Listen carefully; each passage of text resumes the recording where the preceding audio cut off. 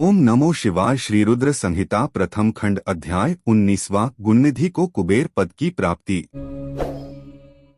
अगर आप चैनल पर नए हैं तो वीडियो को लाइक और सब्सक्राइब करना ना भूले और कमेंट में ओम नमः शिवाय जरूर लिखे। धन्यवाद। नारद जी ने प्रश्न किया, हे ब्रह्मा जी, अब आप मुझे यह बताइए कि गुणनिधि जैसे महापापी मनुष्य को भगवान शिव द्वारा कुबेर पद क्यों और कैसे प्रदान किया गया।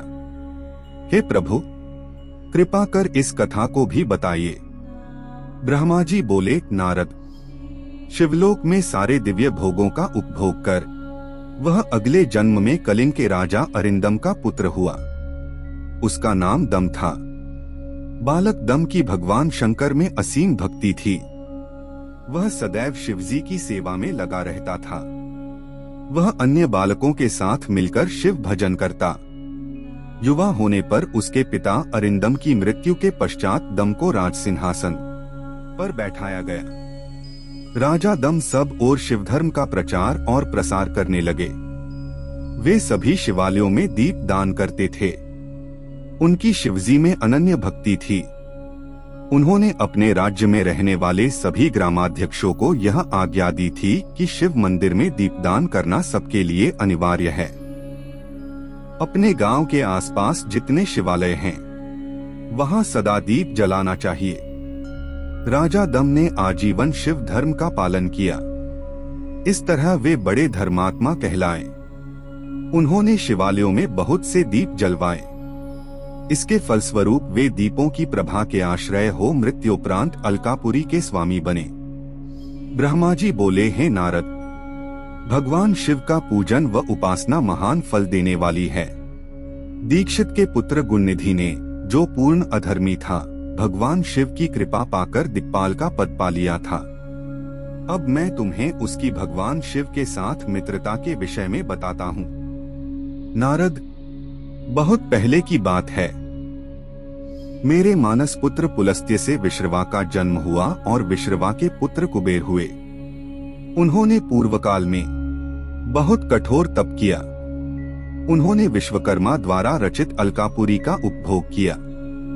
मेघवाहन कल्प के आरंभ होने पर वे कुबेर के रूप में घोर तप करने लगे।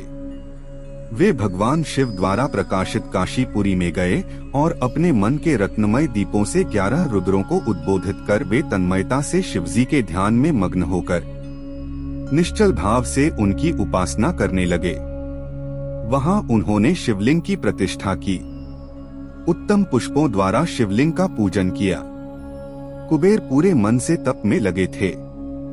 उनके पूरे शरीर में केवल हड्डियों का ढांचा और चमड़ी ही बची थी। इस प्रकार उन्होंने 10,000 वर्षों तक तपस्या की। तत्पश्चात भगवान शिव अपनी दिव्य शक्ति उमा के भव्य रूप के साथ कुबेर के पास गए।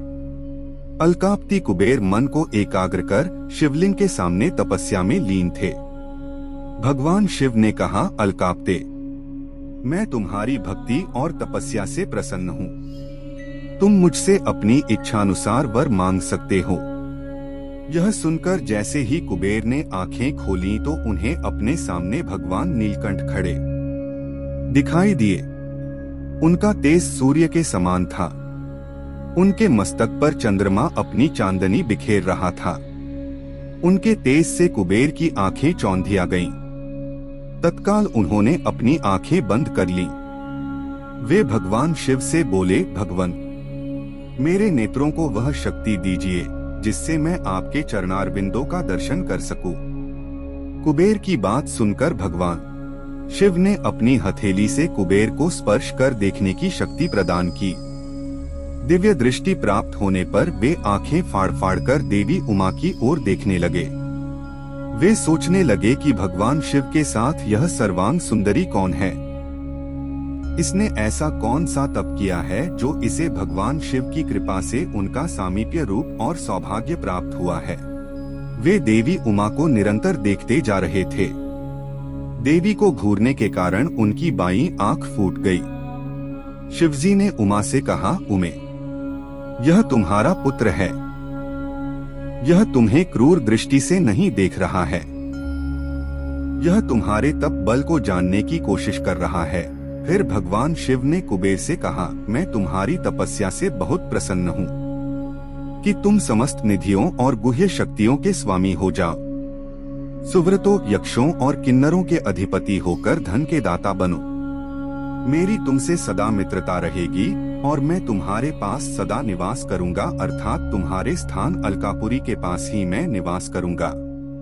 कुबेर, अब तुम अपनी माता उमा के चरणों में प्रणाम करो, ये ही तुम्हारी माता हैं। ब्रह्मा जी कहते हैं, नारद, इस प्रकार भगवान शिव ने देवी से कहा, हे देवी, यह आपके पुत्र के समान है, इस पर अपनी कृपा करो। यह सुनकर उमा देवी बोली, वत्स, तुम्हारी भगवान शिव में सदैव निर्मल भक्ति बनी रहे। बाईं आंख फूट जाने पर तुम एक ही पिंगल नेत्र से युक्त रहो। महादेव जी ने जो वर तुम्हें प्रदान किए हैं वे सुलभ हैं। मेरे रूप से ईर्ष्या के कारण तुम कुबेर नाम से प्रसिद्ध होगे। कुबेर को वर देकर भगवान शिव और देवी उमा अपने धाम को चले गए। इस प्रकार भगवान शिव और कुबेर में मित्रता हुई और वे अलकापुरी के निकट कैलाश पर्वत पर निवास करने लगे। नारद जी ने कहा, ब्रह्मा जी, आप धन्य हैं। आपने मुझ पर कृपा कर मुझे इस अमृत कथा के बारे में बताया है।